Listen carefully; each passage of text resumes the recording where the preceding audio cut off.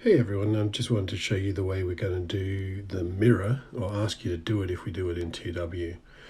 So I'm going to hit someone who has an R9 pit, and maybe we'll get to see him going first, and we can also see, ideally, like I'll do a couple of fights, we'll see what it's like when I go first. Okay, so he's gone first, so naturally he's defaulted to loading up all in. Now, what we want to do is we don't actually want to start in on his RC yet. So we just hit here and we heal up. Okay, then we do a basic on HT and they'll hit again. They don't get marked. Now what we do is we come over and we breach, because his special is going to breach, and we call RC and it'll mark. There we go. So it kind of stabilizes your fight pretty easily there. Key thing is you have to hit HT those couple of times.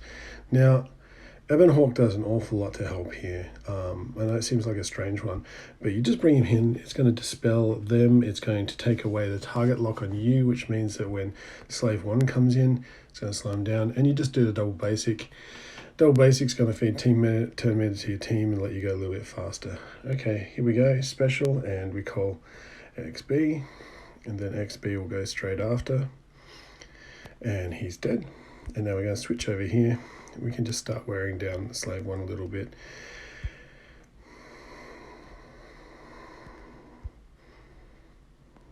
Now, if our ship goes first, you can actually, if you're first, you can actually go ahead and kill his Slave 1 there, but we're not, so we can just call all in, do a little bit of AoE damage.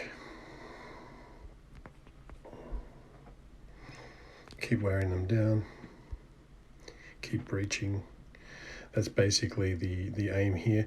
We can actually dispel because we've got no breach, and we can go straight over here, get rid of this Slave 1 if possible. Not quite. If you can get rid of their Slave 1, the odds of you getting 22 are really, really high. Now, normally you're not going to see Plo come in there. You're going to probably see their IG-2000, but that won't have any real impact on the fight. And now we can do buff immunity, and we can just go ahead and kill off. So here's Slave 1. Fully target locked, he should be able to just AoE straight off.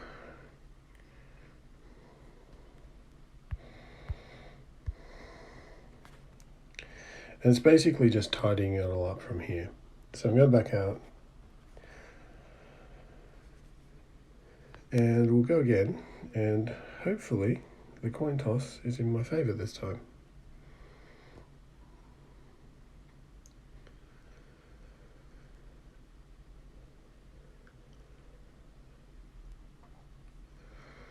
Okay, it is. Perfect.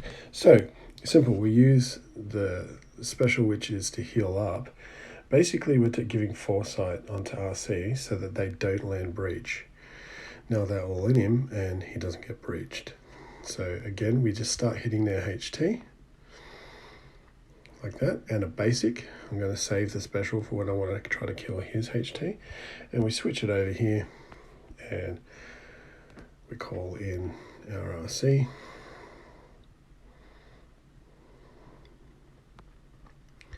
Now this time, I'm going to call Slave 1, okay? And you can see it does, you can end up taking more damage.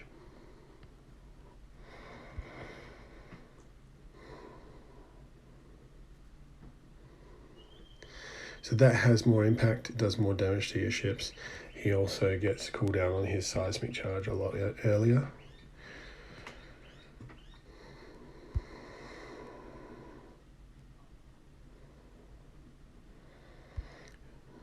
Okay, so that's enough now that if I AoE with the all-in on Slave 1, it should kill RC as well. Like that. And as you can see, his Slave 1's nearly dead.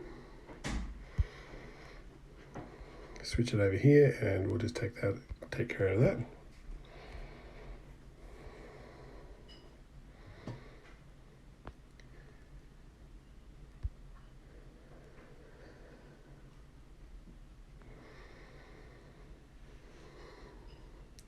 So you can see this method, you can end up getting a little bit lower. So I'm just going to call in these guys because do what we would do in a war. Perhaps we might not. We might keep RC for something else. If I do special here, it should do buff immunity. So we'll do that and we'll just kill him off.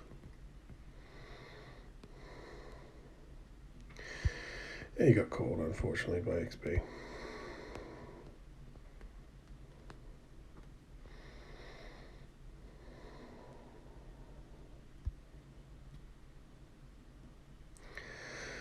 Okay, so that's basically the method, and it'd be really good if you guys just start doing it this way in Arena, get used to it, get comfortable with it. If we ever go into a war where we decide that we're going to switch it and go for a high efficiency kind of fleet and trap them into doing malevolence mirrors, we'll be doing that, and we'll be hoping that everyone gets 22 points all the way down. Okay, cheers.